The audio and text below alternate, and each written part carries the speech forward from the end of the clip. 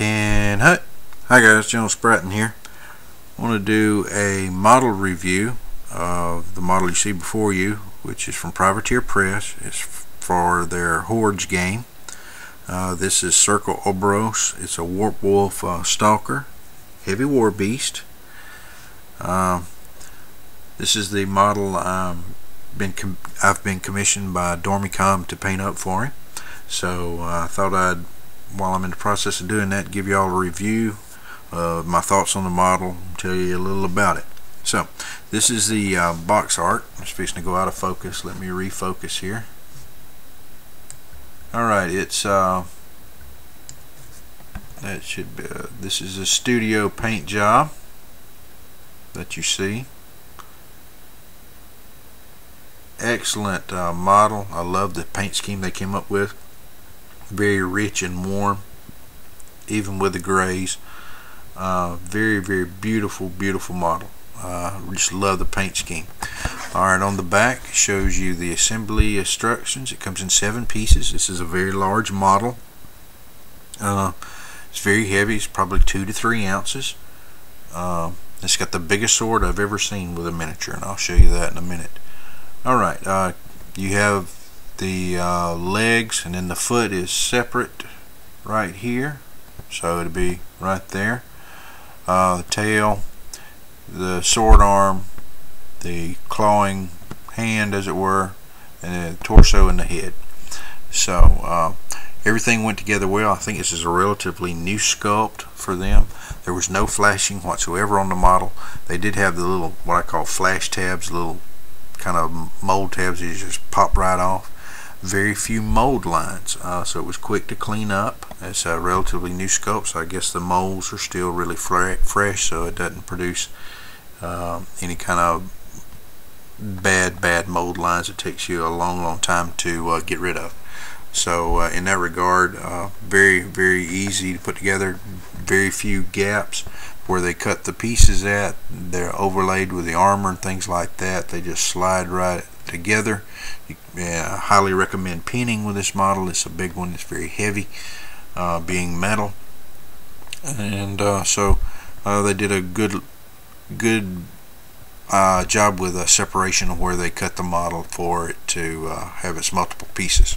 So excellent work. One more look at the studio artwork for their model and how they painted it.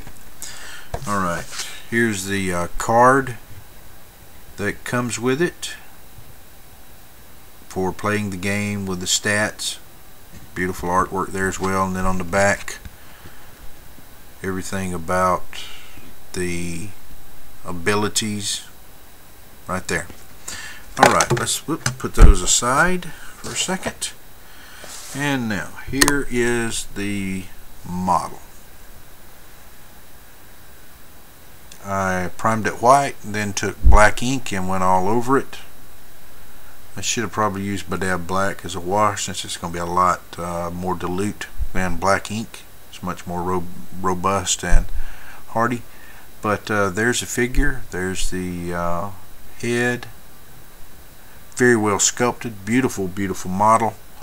I really like it. The claw hand. And onto the back for the bootay. And the feet. And beautiful fur as you see there. Just a beautiful sculpt. I really like the figure. Very well done. Like I said, went together pretty easy. This is a big heavy model. To give you some idea, here's my hand down here.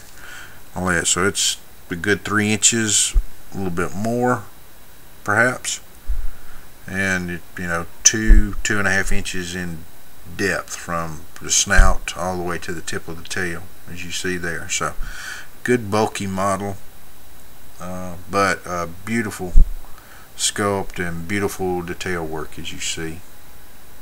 Alright, you're probably wondering, well, where's the sword arm? Well, why don't we just take a look at that right now. There's the sword. I've got the sword done, as you see.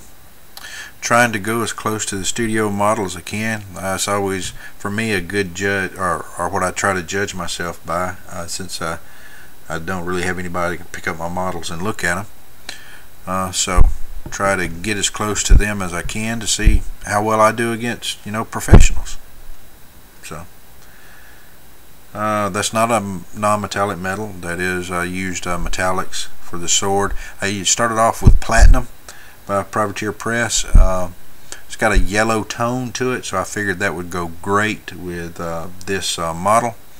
Then put some inks in it. It's got some green in it right here. Then it comes down into browns, and there's actually, you can't see it anymore, but there's actually some yellow through here and out here on the tip. Then the gold, love the gold on the model. It's very prevalent in the scroll work and the armor and the sword, as you see there. Love the green. I think it's showing up darker than it really is, but I put browns in there. It's got some sepia type tones to it. Highlighted the everything, the leather for the strap here, and for the hand, highlighted all of that up as well. The black claws, highlighted them, so it would be kind of sitting about like that across his chest, so you can see the highlighting on the hand and up through the armor. So, well, that's it. Tell me what you think about it. Doremicom, let me know, buddy, what your thoughts are, if I'm in the right direction or I'm not. Let me know. Hope you like it, and I'm really pleased with how this arm turned out. So there's that. Well, if you have any questions or comments, want to know about anything or anything I didn't cover, just give me a shout. Let me know. Be happy to answer any questions I can. Well, put that down, and we'll sign off with him in your grill. Saying, bruh.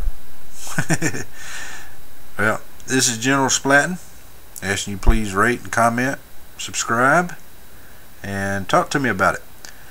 This is General Splatting. I'll talk again. Dismissed.